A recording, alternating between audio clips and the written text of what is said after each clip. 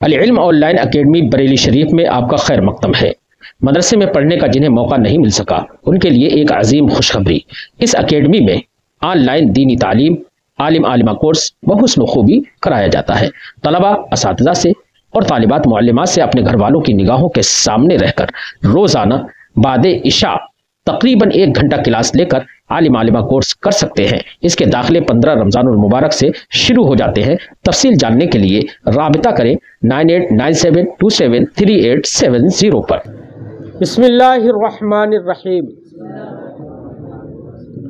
باب ما جاء فی المنابذۃ والملامسۃ، یہ باب ہے ان روایتوں کے بیان میں جو منابذہ اور ملامسہ کے تعلق سے آئی ہیں۔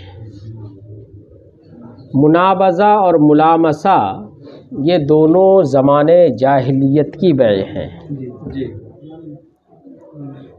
منابذہ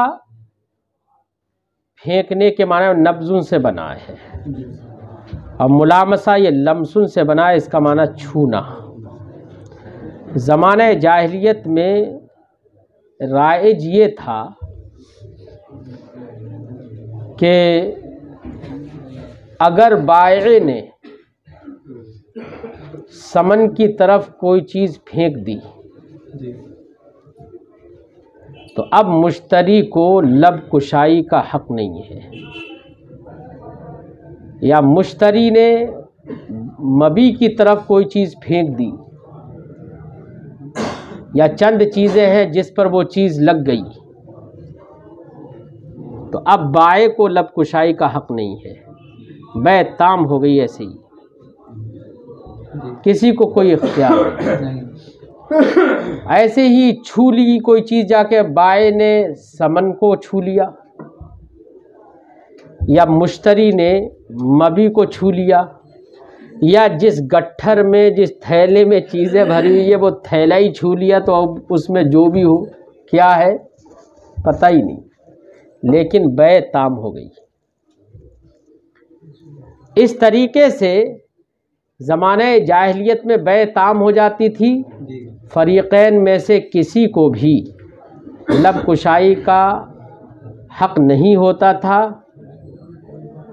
اسلام نے ان بیوع سے روکا کیونکہ یہ سب اندھی گونگی بیع ہیں۔ نبی کریم صلی اللہ علیہ وسلم نے ان تمام تر بیوع سے، بیوع جاہلیت سے روک دیا اور اس سے منع فرما دیا کہ اس طرح سے بیع نہ کرو، بلکہ اسلام کے اندر مبادلۃ المال بالمال بالتراضی ہوگا، اور بیع کی تمامیت امام اعظم کے نزدیک تفرق اقوال سے ہوگی، کہ بات کہہ کر اب الگ بات ہو جائے۔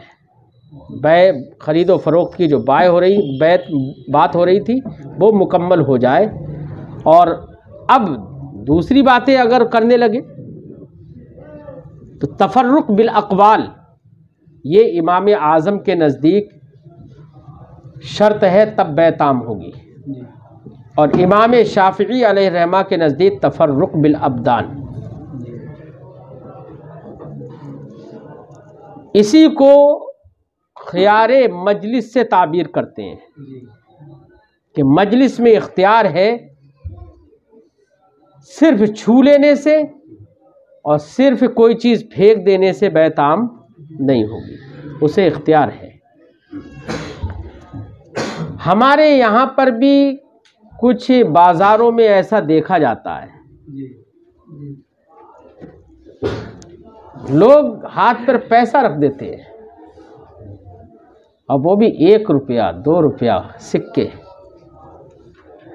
اور کہتے ہیں کہ بات اب بالکل بات ختم نہیں ہونا چاہیے، بات ہو گئی پکی۔ حالانکہ یہاں پر وہ چیز ابھی بھی نہیں ہے کہ اگر روپیہ ہاتھ پہ رکھ دیا ہے تو اب بیع تام ہو گئی، اب اختیار ختم ہو گیا، وہ چیز ابھی بھی نہیں ہے جو جاہلیت میں تھی۔ لیکن کچھ جگہوں پر یہ طریقے بازاروں میں دیکھا ہے، بالخصوص جب قربانی کے لیے کوئی جانور بکرا وغیرہ خریدنے جاؤ تو ہمارے ادھر بازار میں رٹھورا میں ایسے دلے بہت زیادہ ہوتے ہیں. چلیے خیر، تو آج اسی کے تعلق سے منابضہ اور ملامسہ کے تعلق سے یہ باب ہے. باب ما جاء فی المنابضۃ والملامسہ. حدثنا ابو قریب و محمود بن غیلان. ہم سے حدیث بیان کی ابو قریب اور محمود ابن غیلان نے. قالا، دونوں حضرات نے کہا حدثنا وکی، ہم سے حدیث بیان کی وکی نے. وہ روایت کرتے ہیں سفیان سے، وہ روایت کرتے ہیں ابو الزناد سے، وہ روایت کرتے ہیں عارض سے، وہ روایت کرتے ہیں حضرت ابو ہریرہ سے. قال، انہوں نے کہا نہا رسول اللہ صلی اللہ علیہ وسلم عن بیع المنابضۃ والملامسہ. رسول اللہ صلی اللہ علیہ وسلم نے بیع منابضہ اور بیع ملامسہ سے منع فرمایا. دونوں مفعلت سے مصدر ہیں. وفی الباب عن ابی سعید و ابن عمر. اس باب میں ابو سعید اور حضرت عبداللہ ابن عمر سے روایتیں ہیں. حدیث و ابی ہریرہ حدیث حسن صحیح. حضرت ابو ہریرہ کی حدیث جو ہم نے یہاں ذکر کی وہ حدیث حسن صحیح ہے. ومعنی ھذا الحدیث، اس حدیث کا مطلب یہ ہے ان یقولا، کہ کہنے والا بائع و مشتری میں سے کوئی کہے اذا نبذت الیک بالشیء، جب میں تمہاری طرف کوئی چیز پھینک دوں گا، فقد وجب البیع، تو بیع مکمل ہو جائے گی، واجب ہو جائے گی، بینی و بینک، میرے تمہارے درمیان. والملامسہ، ملامسہ کا مطلب یہ ہے ان یقولا، کہے اذا لمست الشیء، جب میں چیز کو چھو لوں گا، فقد وجب البیع، تو بیع واجب ہو جائے گی. وَإِنْ كَانَ لَا يَرَى، کہاں گیا، وَإِنْ كَانَ لَا يَرَى مِنْهُ شَيْئًا، اگرچہ اس میں سے کچھ بھی نہیں دیکھ رہا ہو. مثلا تھیلے گٹھر ہے بندہ ہوا، اس میں ہے کیا یہی نہیں پتا. مثل ما یکون فی الجراب، مثلا کوئی چیز تھیلے میں ہے، اور غیر ذالک، یا تھیلے کے علاوہ کسی اور چیز میں ہے جو نظر بھی نہیں آ رہی ہے، لیکن چھو لیا تو بیع واجب. اب یہاں تو بیع واجب ہو گئی، اور اس میں تھا اتفاق سے سونا. اب بیچارہ سونا کیسے دے گا اتنا ہے؟ تھی کوئی مہنگی چیز اور 5 روپیہ میں خرید رہا ہے، اور بیع واجب ہو گئی. اب تو لب کشائی کا حق ہی نہیں رہا اسے. تو بڑا لوگوں کو دھوکہ ہوتا ہوگا. تو وہ غریب ہی بیچارے کمزور پستے ہوں گے، ہے نا. مالدار تو زبردستی مار مار کے لے لیتے ہوں گے، طاقتور تو مار مار کے لے لیتے ہوں گے. وَإِنَّمَا كَانَ هَذَا مِن بُيُوعِ أَهْلِ الْجَاهِلِيَّةِ، یہ جاہلیت والوں کی بیوع سے ہے. فَنَهَى عَنْ ذَلِكَ، تو سرکار نے اس سے منع فرمایا. باب ما جاء فی السلف. السلف کا السلف لام کے سکون کے ساتھ ہوگا. یہ السلف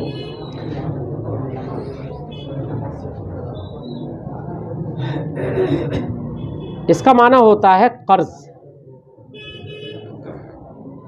اور ایک لفظ ہے ہمارے باب البیوع میں سلم، بیع سلم، وہی مشہور ہے. اس کا معنی ہوتا ہے سپرد کرنا. لیکن سلف ہو یا سلف ہو، مجھے ابھی اس کی تحقیق نہیں ہے کہ لام کے فتح کے ساتھ ہے، لام کے سکون کے ساتھ. سلم یا سلف یہ دونوں ایک ہی بیع کے دو نام ہیں. بیع سلم جو مشہور ہے اس کا مطلب اور سلف کا بھی مطلب وہی ہوگا. دونوں تقریباً معنی میں تساوی فی الصدق ہے یا مترادف ہیں، اگرچہ لغوی معنی میں الگ الگ ہیں، یہ بھی یاد رہے. شریعت میں مترادف ہے. مطلب یہ ہے کہ بائع کے پاس ابھی مبیع موجود نہیں ہے، لیکن یہ معلوم ہے کہ یہ اس کا کاروبار کرتا ہے، یہ تو لے کر آتا ہی ہے، یہ بیچتا ہے، تو مبیع موجود نہیں ہے. اس کے باوجود مشتری اس چیز کا پیسہ اس کو دے دیتا ہے. اور اس کے لیے ایک مدت متعین کر دی جاتی ہے، اور جو مبی ہے اس کی جنس، اس کی کوالٹی، اس کی نوع، اس کا کیلی ہونا، وزنی ہونا، یہ سب متعین ہو جاتا ہے۔ جی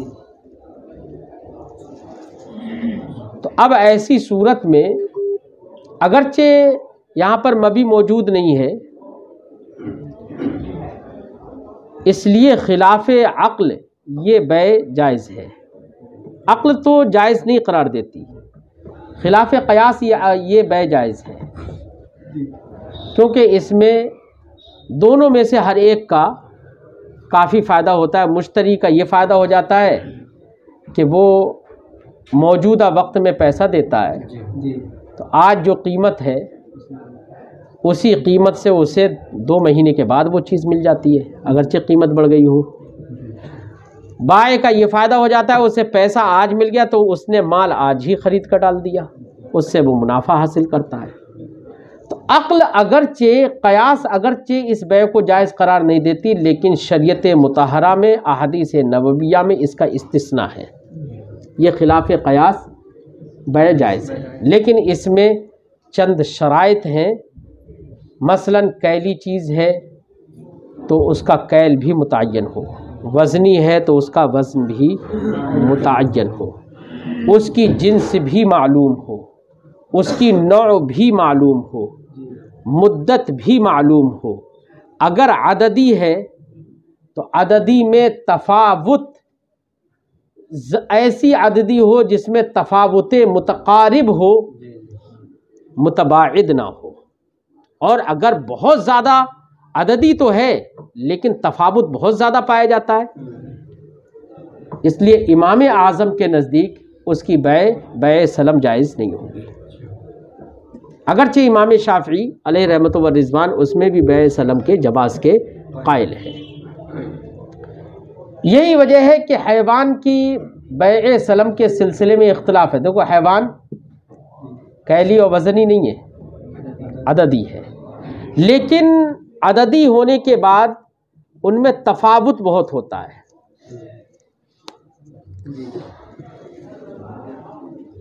جسم، ڈیل ڈول، ان چیزوں میں تو تفاوت ہوتا ہی ہے،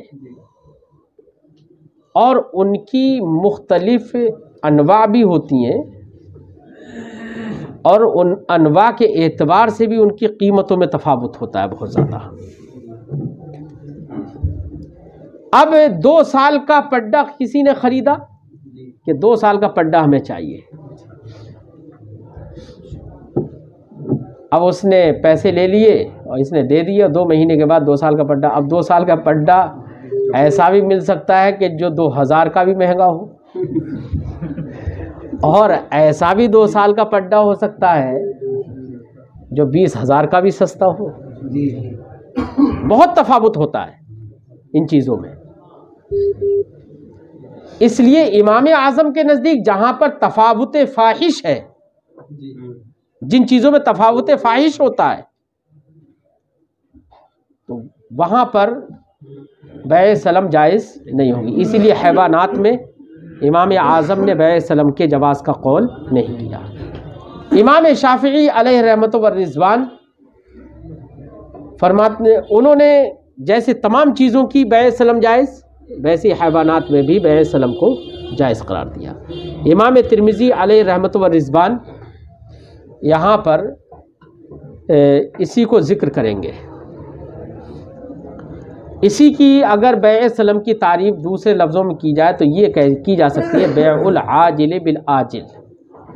پہلا عاجل عین سے، دوسرا عاجل حمزے سے، مد کے ساتھ۔ بیع العاجل بالآجل، نقد کی بیع ادھار کے عوض ہے۔ باب ما جاء فی السلف فی الطعام والتمر، یہ باب ہے ان روایتوں کے بیان میں جو طعام و تمر کی بیع سلم کے سلسلے میں آئی ہے۔ سلم کا معنی ذہن میں آگے نا؟ اب اسی کو بیع سلم کو سپرد کرنے کے معنی میں کہ اس اعتبار سے دیکھا جائے کہ مشتری قیمت فوراً سپرد کر دیتا ہے، تو اس لیے سپرد کرنے کا بھی معنی ہے تو سلم بھی کہہ رہے ہیں، اور اس لحاظ سے دیکھا جائے کہ مشتری نے اسے قیمت دے دی اور اس کا عوض ابھی اسے ملا نہیں ہے، تو یہ اب رقم جو اس کے پاس ہوگی وہ بطور قرض ہوگی ایک طرح سے، تو قرض کا معنی بھی ہے، تو اس لیے اس کو بیع سلف بھی کہہ سکتے ہیں۔ باب ما جاء فی السلف فی الطعام والتمر۔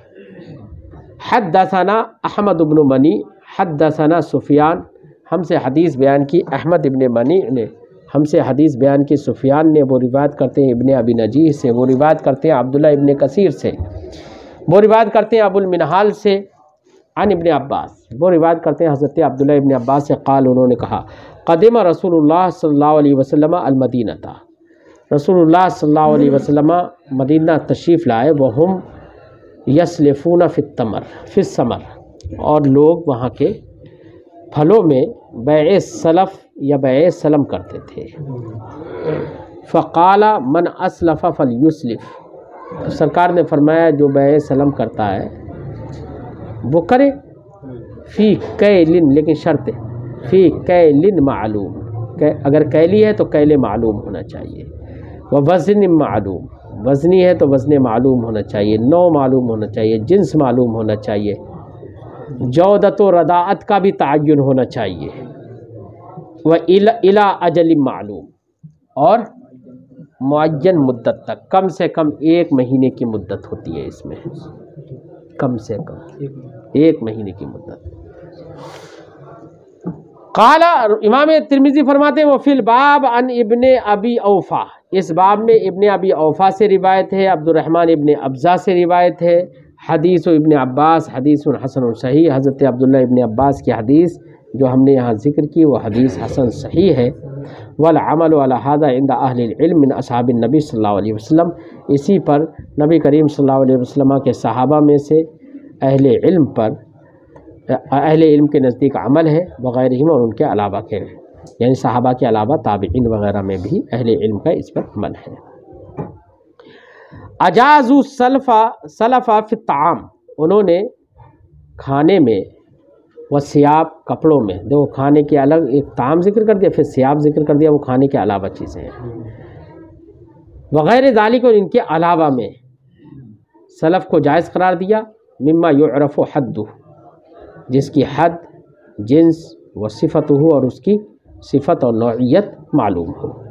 واختلفوا فی السلم فی الحیوان، لیکن جانوروں میں بیع سلم کرنے کے سلسلے میں اختلاف کیا۔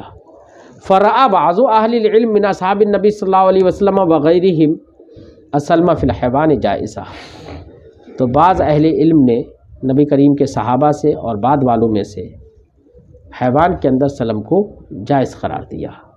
وہو قول الشافعی، یہی قول امام شافعی کا، امام احمد کا، امام اسحاق کا۔ وکرہ بعض اہل العلم من اصحاب النبی صلی اللہ علیہ وسلم، اصحاب نبی صلی اللہ علیہ وسلم میں سے بعض اہل علم نے اور وغیرہم، اور ان کے علاوہ دیگر حضرات نے مکروہ قرار دیا سلم کو، السلم فی الحیوان، حیوان کے اندر سلم کو۔